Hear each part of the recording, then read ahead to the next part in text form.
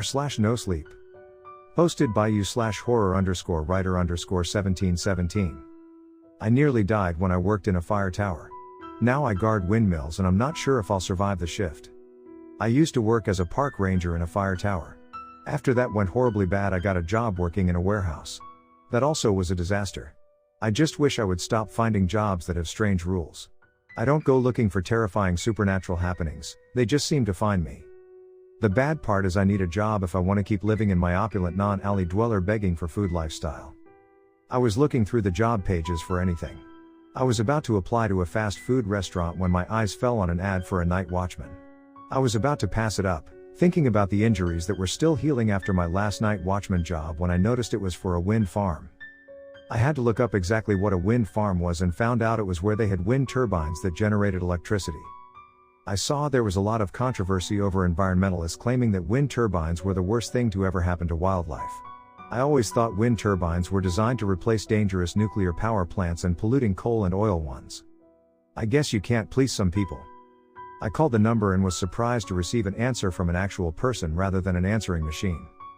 The man asked if I could start today. Not could I interview or fill out a bunch of paperwork, if I could start. He didn't even know me. My spidey sense was telling me to beware. He told me the hourly wage and there was an immediate $500 signing bonus. Greed and need pushed their way to the front of my thoughts and I agreed to come to the job site. I told him I had some questions. He hesitated but agreed. 25 minutes later I turned down a gravel road past an open gate with a sign beside it that read, Larson Energy Limited. I pulled next to a building that reminded me of the warehouse where I worked for one day and was nearly killed. I shivered at the thought and hoped this job would turn out much better. I walked up to the door and was nearly run over by a short, round, balding man who appeared to be in his late 40s. His hand was outstretched and shaking mine before the door was completely open. "Are you the one I talked to on the phone?" he said, smiling. "I believe so." "Good," he said. "Come with me. I'll show you around." I followed him to a pickup truck and got in the passenger's side. He started it up and headed down a dirt road that was surrounded by trees that were in the general direction of the wind turbines. I stared at them in awe, having never been closer to one than a few miles away. "Impressive, aren't they?" he said, following my gaze. "Very. Just wait until you get beside one." He drove slowly, not going over 20 miles per hour, but the road dictated the speed in general. It had some potholes that were large. I could imagine they would be mini lakes during a heavy rainstorm. "I'm not sure my car would make it through here during bad weather," I said. "Not to worry," he said. "This is a company truck. This is what you'll be driving." "And what exactly would my duties be?" "Exactly what we're doing now," he said, sweeping his arms toward the windshield. "Doing rounds, making sure no one is messing with the turbines." I waited for the rest. For the strange rules. For the catch. "That's it?" "That's it," he said. "You'll do 4 rounds a night. You make sure no one is stealing anything or messing around with the turbines. Other than that, you just chase off trespassers." "Do you have a lot of trespassers?" He seemed to hesitate for a moment. "Once in a while, some environmentalists will lurk around trying to take pictures of birds being hurt by the turbines. They even like to dress up as woodland creatures to scare people." "What do I do if I catch one?"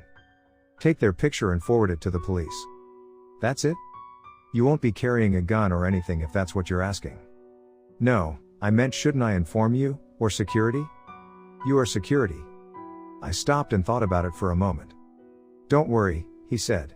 "It doesn't happen often." "Is there anything that does happen often?" "What do you mean? Are there any strange rules or anything weird that happens that I should know about?" His eyes grew wider, but he tried to answer calmly. "No," he said with a nervous chuckle. "Of course not." My eyes bored into his, searching for any lies. He looked away, pretending to pay attention to the road. "It's very simple," he said. "Do your rounds, make sure no one trespasses, and you'll be fine. You can even bring a portable DVD player if you want, or a book to read, even use the company Wi-Fi to watch movies on your phone, as long as you do your rounds." "No catch?" "No catch." We had just arrived back at the main building. He parked in front and led me inside to do paperwork and give me a check for the $500 bonus. "Awesome," I said. "When do I start?" He looked at his watch. "Right now." "Really?" He handed me the keys to the truck. "Go get whatever you need out of your car and you can start your first round." I looked at my watch as I walked out the door. It was 5 till 7 in the evening. I got my water bottle and lunchbox from my car, then headed toward the truck. Another similar pickup pulled into the spot beside me and a man got out. He was older than me, tall and thin, probably in his 50s. "Are you the new guy?" he said, walking over to me. "I guess so," I said, shaking his hand. "I do the daylight shift," he said. "So did he tell you everything?" "I think so," I said as the manager came flying out through the doors. "No time for chit-chat," he said, chuckling nervously. "Time to make that first round." I looked from him to the other guard. I could tell there was concern on both of their faces, but they seemed to be different. The guard turned back towards his truck. "Nice to meet ya," he said, getting in his truck and busying himself with something. The manager breathed a sigh of relief and turned away. "Oh, one last thing," he said. "The office is locked after hours. So if you need any facilities." He turned and pointed to a porta potty sitting near the edge of the parking lot. "Understood," I said. "Who do I contact in case of emergency?" He reached into his pocket and pulled out a business card, then handed it to me. "Emergencies only," he said. Then he smiled and walked to his car, started it, and drove away. I got in the truck and started it up, nearly having a heart attack when the other guard knocked on the window. "Here," he said, handing me a piece of paper. "You can call or text if you have any trouble." "Thanks," I said, taking the paper. He opened his mouth as if to say something else, then closed it and walked away. I watched as he drove to the gate, got out of his car, closed, and locked it. It didn't have the same feeling of finality as when I was locked in the horrible warehouse, but it was close. Nothing to be afraid of, I told myself. Just security measures. I kept telling myself that as I started down the dirt road toward the wind turbines. I drove slowly, wanting to make sure I kept an eye out for anyone. Even though the sun hadn't set yet, it was darker on the road as the trees blocked the sunlight. The road was barely a 2-lane, but I didn't think I'd have to worry about any traffic jams out here. I rolled my window down and the scent of pine filled the truck. I leaned my arm out the window and took a deep breath. The last time I was in a forest like this was the warehouse job, but I didn't get to enjoy the trees. This was like gliding down a river that cut through the middle of a forest. I felt very relaxed. Too relaxed. I had to make sure I stayed awake and didn't drive into a ditch. The birds singing in the trees made me smile. This job turned out to be exactly what I needed. My shoulder twinged, reminding me of my injury, and I brought it back to my side. As I drove, the first turbine loomed ahead of me. It was massive. I leaned my head out of the window and craned my neck to see the top. The blades weren't moving for some reason. I would have to look that up on my phone when I got back to the parking lot. I stopped to avoid a deer that had wandered out in front of me. It looked at me as though I was intruding on its evening routine. "I'm sorry, Your Majesty," I said to it. "But if you would kindly move, I'll be on my way." It looked at me as if considering my proposition and then flicked its tail and trotted off into the woods. I smiled and continued on down the road. The second turbine came up quickly. It lost a little of the amazement of the first, but it was still an awesome sight. By the time I passed the third and fourth, I didn't even look up. I just glanced over at the door in the base of the tower to see if anyone was messing with it. The next turbine was missing. I saw a clearing just like all the others, but there was no tower and no turbine. I decided to take a closer look. I put the truck in park and shut it off. Out of habit, I took the keys with me. There was still enough daylight to see without a flashlight, but just barely. I walked up to where the tower should have been, but all that was there was the base. It was black and there was debris around it. It was clear that much more debris had been taken away. I didn't see the amount of wreckage I would have expected for a 400-foot tower with a wind turbine on top coming crashing down. As I examined it closer, it seemed like there were a lot of burn marks and melting. I looked around the general area and there were signs of scorching in the trees and on the ground. I wondered why the boss hadn't mentioned this. I've never heard of a wind turbine burning up before. I would have thought this would be something worth mentioning to a new security guard. As I was looking around, I heard something move in the trees. It startled me because it would have had to be loud for me to hear it over the normal noises of the forest. But then I noticed, the normal sounds of the forest were gone. It was eerily quiet. No birds, squirrels, or even insect sounds were audible. I was standing alone in the near dark, surrounded by trees and animals who weren't making any sound. It was like the forest was holding its breath to see what would happen next. My mind was a flurry of thoughts. Are the animals afraid of me? Is this one of those crazy environmentalists? Should I really be standing here, exposed, waiting for something to happen? My legs got the message and hightailed it back to the truck as quickly as I could. I rolled up the window, locked the doors, and made a dust cloud from my tires as I left the area a little too quickly. When I got to the next turbine, my adrenaline had bled off and I was feeling silly for letting myself get scared like that. I slowed to my normal speed and finished my round. The parking lot was empty, so I had my pick of spots. I decided to park close to the porta potty, just in case. I settled in and pulled out my phone. Normally I'd go to YouTube and watch creepypastas, but darkness had finally settled in for the night and I didn't feel like scaring myself any more than I already had. There were a few security lights in the parking lot near the building and at the far corners, but once I started around, the only light I had was what I took with me. Maybe I could convince the boss to mount one of those strips of LED lights on the front of the truck. This would be one of the few legit reasons to have those. Every time I pass a car or truck on the highway with those lights blinding me, I have the strong urge to get a million candle power spotlight and shine it in their eyes. At least that's what it feels like they're doing to me. I scrolled through Netflix, looking for a show to watch. Creatures in the Dark - Nope. Places you thought were safe - no way. Cryptids of Appalachia - not even. What is Netflix trying to do to me? If I watch Black Mirror, will it go straight to an episode where a security guard gets horribly mangled in the forest? Comedies. I'll watch The Office. It's not on Netflix. Of course. As soon as I want to watch something, it's gone. Sometimes I wish Blockbuster would have bought Netflix when they had the chance. I'll open up my Kindle and read a book. This one looks good, One-on-One by Michael Kelso. A crime fiction set in a prison. An hour into my book, the alarm on my phone goes off. Time for another round. Wow, that went fast. I set the phone aside and checked the glove compartment for a flashlight. Fortunately, one was there. It was one of those fancy ones that was very bright and had strobe flash mode on it. I wondered if I could borrow it to show some of those idiots with the bright LED lights mounted on the front of their trucks. I found myself more on guard this round. The noises of the forest had returned, thankfully. I opened my window a few inches. Just enough to let some fresh air and the nightly noises in. The darkness seemed oppressive.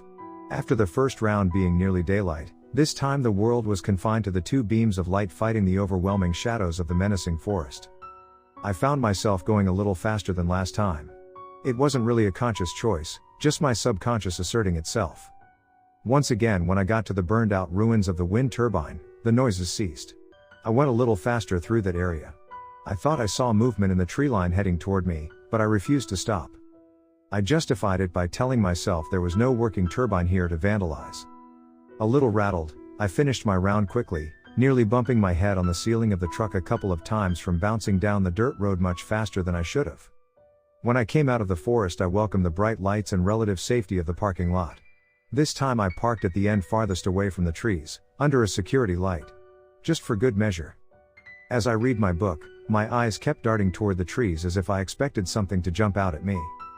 I continued to tell myself I was being foolish, but I also kept shooting glances at the trees. When my alarm went off for the next round, it took extra effort to make myself start the truck and aim the headlights toward the trees. The forest had gotten darker and more oppressive. It had also gotten quieter. There were still a few creatures making sounds, but not as many. I told myself most of them had gone to sleep. I only wished I believed it. Even the scent of pine had diminished. It had another scent to it now, the tinge of fear. My eyes darted from one side of the road to the other, taking in as much of my surroundings as possible. Which wasn't much with the headlights barely able to cut a path through the suffocating darkness. I nearly jumped out of my skin when a deer walked in front of the truck. I slammed on the brakes, making a dust cloud hover in front of me. The deer glanced at me, then got spooked and ran off. I chuckled to myself at the little bit of revenge of the deer being scared of me. But my chuckle soon turned to chills. As the dust cleared, I saw something coming out of the trees. It was big, dark, and covered with fur. Sweat formed on my brow as my mind kicked into gear and my foot mashed the gas pedal.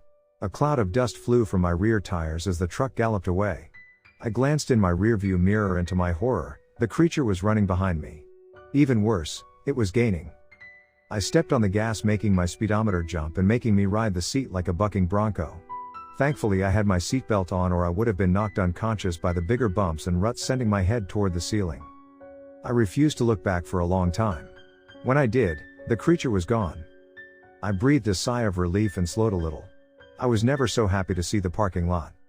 I parked in the same spot at the far end, under a light and thought back to my encounter, trying to make sense of it. The creature was huge. It was easily over 7 feet tall and walked on 2 legs. No, it ran on 2 legs. It was going nearly 35 miles an hour chasing me. That was the other thing. Why was it chasing me? What did I do to annoy it? Or was it just looking for a midnight snack? Time to get some answers. I got the piece of paper the other guard had given me and typed in the number. Then I sent him a text. I checked my watch and it was 2:30 in the morning. I didn't really expect an answer, but to my surprise, my phone dinged. I was expecting a message sooner, it said. Why? Let's just say I don't think the boss told you everything. Such as? You tell me why you messaged first. Okay, have you ever been chased by anything during a round? Define, anything. Oh, I don't know, like a deer, a bear, a big hairy creature over 7 feet tall, walking on its hind legs. Are you gonna quit if I tell you the truth? That depends on what the truth is. Nope, you have to promise not to quit before I tell you. Why? Because if you quit, I have to go back on night shift. And that's a bad thing?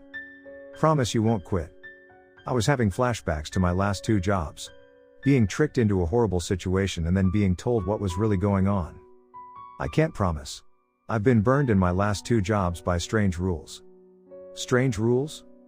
You don't want to know. Sounds like I do. Then you tell me what's going on here and I'll tell you what happened in my last 2 jobs. If you promise you won't quit, I'll make you a deal. I'll tell you about my last 2 jobs and then after that, you tell me if what's happening here is worse. Alright. I told him about my jobs as a park ranger in a fire tower and a warehouse guard. About the strange and supernatural things that happened and how they damaged me mentally and physically. When I was done, he didn't answer right away. That was some story.